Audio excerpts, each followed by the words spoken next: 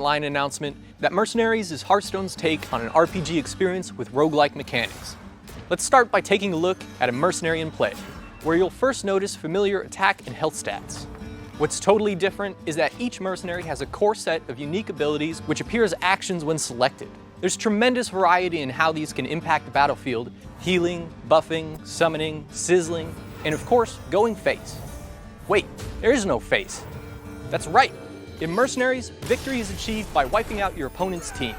That might take some getting used to for Rexar. All abilities have a speed value, and some also have a cooldown.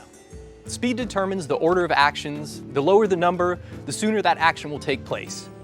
Cooldowns, on the other hand, tend to come with the strongest abilities. When a mercenary comes into play, any of their abilities with cooldowns will be inactive until enough turns have passed. Once used, the timer starts again, and you'll definitely want to be making use of these potential game changers. In each round of combat, you'll first choose your team's moves in the command phase before watching the battle unfold all at once.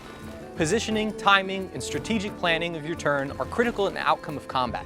This can be tough, as the state of the board may change considerably once the spells start flying, and that clutch meteor finisher you were banking on won't happen if the mercenary is falling. So, you've probably also noticed the red, green, and blue coloring of each mercenary's stat bars. These represent if a minion is a protector, fighter, or caster respectively.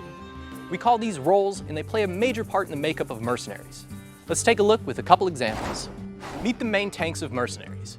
While they aren't always the quickest, protectors love holding the front line and taking most of the punishment so that your squishies don't have to. With abilities that grant taunt and a cartload of endurance to boot, they'll help your team control the flow of the fight. Take a look at Jiraxis, Eridar Lord of the Burning Legion. As you might notice, protectors can also dish out some serious damage. Trust me, you don't want to catch these fists if he's teamed up with demons. Next, let's take a look at the wielder of Tusks of Manaroth himself, Garrosh Hellscream. If anyone knows how to properly armor up for a fight, it's this guy. The more enemies, the merrier, as Garrosh's Horde Strength ability will add increasing bonuses to his health. Maybe think twice before you summon that extra minion. When you're looking to cut through the competition with raw damage and finesse, fighters are the way to go. Their high attack makes them key threats on the battlefield, along with abilities that keep your team's offensive pressure building. Check out War Master Voon. Favored by dragons and feared by enemies, this fighter will keep your opponents running for cover with a flurry of flame and axes. Voon can also summon additional dragons into the fight for a quick strike that simultaneously empowers his fire breath. If up close and personal is more your style, you're going to want a fighter like Samuro in your squad. Unleash a whirlwind of blade on your foes, or create deadly deception with mirror images. While the Blade Master doesn't have the highest health, direct damage is always a gambit, since a well-timed whirling blade can mitigate future damage. There's no denying that blades and brawn contribute to a formidable team's front line, but you'll also want to bring some backline firepower and a good healer. That's where casters come in. They keep your team in the fight and unleash devastating spell combos to turn the tide of battle.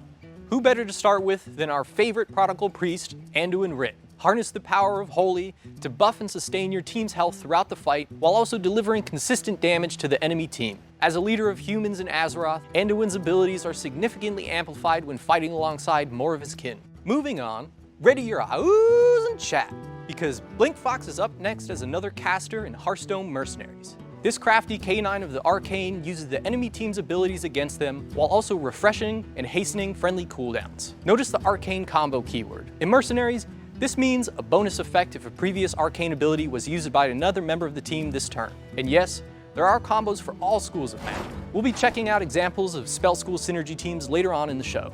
Let's cover one more central piece of the role system. In Mercenaries, there's a relationship of strengths and weaknesses to consider when building teams and choosing engagements.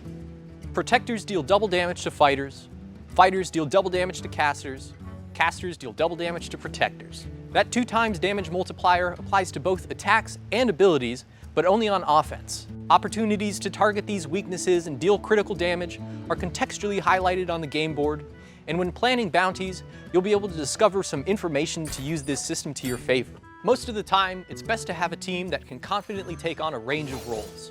In the battlefield, capitalizing on the weaknesses of your opponent's roles while being mindful of your own is a critical piece of tactical decisions. I hope you enjoy